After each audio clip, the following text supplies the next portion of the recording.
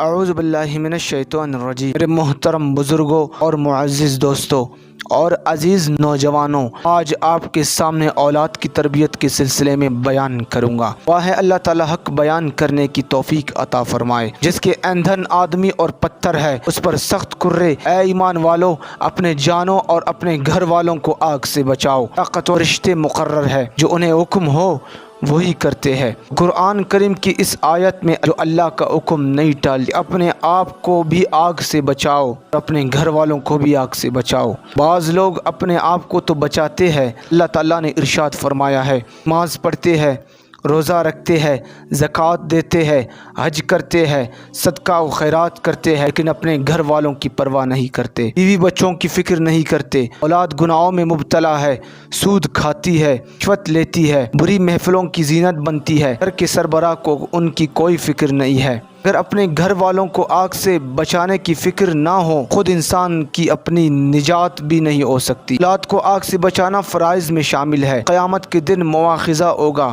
اگر اس نے کوتاہی کی جواب دینا پڑے گا۔ اگر اولاد کو اپنی طرف سے بچانے کی پوری کوشش کر لی ہے، انشاءاللہ ماں باپ کی ذمہ ہو جائیں گے۔ اولاد کے کیے کا وبال اولاد پر ہوگا۔ اگر بچے آپ کی آنکھوں کے سامنے آگ کی طرف بڑھ رہا ہے تو آپ فوراً بھاگ کر اسے اٹھا لیں گے، آپ کو چین آئے گا۔ اسی طرح کی تڑپ یہاں پر بھی ضروری ہے۔ قرآن کریم میں حضرت اسماعیل علیہ السلام کے بارے میں آتا ہے، کان یأمر اہلہ بالصلاۃ والزکاۃ۔ حضرت اسماعیل علیہ السلام اپنے گھر والوں کو نماز اور زکوٰۃ کا حکم دیا کرتے تھے۔ حضرت یعقوب علیہ السلام نے آخری وقت میں اپنے بیٹوں کو جمع کیا اور پوچھا، تم میرے بعد کس کی عبادت کرو گے؟ ما تعبدون من بعدی قالوا نعبد الہک و الہ آبائک ابراہیم و اسماعیل و اسحاق۔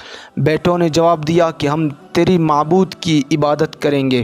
اولاد کو نماز کا حکم دو جب وہ 7 سال۔ حضرت عبداللہ بن عمر رضی اللہ تعالی عنہما روایت کرتے ہیں، نبی کریم صلی اللہ علیہ وسلم نے ارشاد فرمایا کہ اپنی اولاد کو نماز کا حکم دو جب وہ 7 سال کی ہو جائے، یعنی 7 سال کے بچے کو نماز پڑھنے کی تاکید کرنا شروع کرو۔ اگرچہ اس کے ذمہ نماز فرض نہیں ہوئی، لیکن اس کو عادی بنانے کے لیے 7 سال کی عمر سے تاکید کرنا شروع کر دو۔ اور جب 10 سال کی عمر ہو جائے اور پھر نماز نہ پڑھے تو اس کے نماز نہ پڑھنے مارو، اور 10 سال کی عمر میں بچوں کی بستر الگ الگ کر دو، ایک بستر میں 2 بچوں کو نہ سلاؤ۔ حضرت ابو ہریرہ فرماتے ہیں، حضرت فاطمہ اور حضرت علی کے بیٹے حضرت حسن نے جب کہ ابھی بچے ہی تھے، صدقے کے کھجوروں سے ایک کھجور اپنے منہ میں رکھی۔ جب حضور نے دیکھا تو فوراً فرمایا، یعنی اس کو منہ سے نکال دو، کیا تمہیں معلوم نہیں ہم صدقے کا مال نہیں کھاتے؟ ہر شخص نگران ہے۔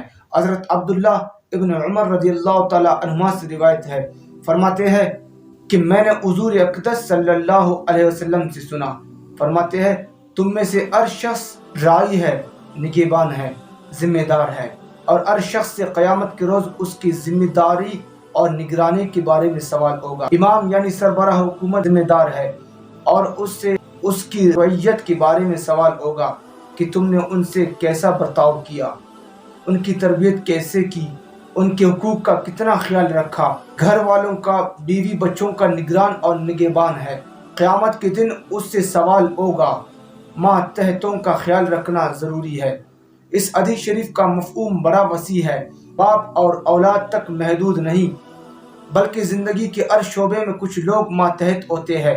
مثلاً گھر کے اندر اس کے ماتحت بیوی بچے ہیں، دفتر میں اس کے ماتحت کچھ افراد کام کرتے ہیں، اگر کسی شخص کی فیکٹری ہے تو اس فیکٹری میں اس کے ماتحت کچھ عمل ہے، یہ سب اس کے ماتحت، لہٰذا ان سب کو دین سکھانا، دین کی طرف مائل کرنا، دین کے سلسلے میں تربیت کرنا انسان کی ذمہ داری ہے۔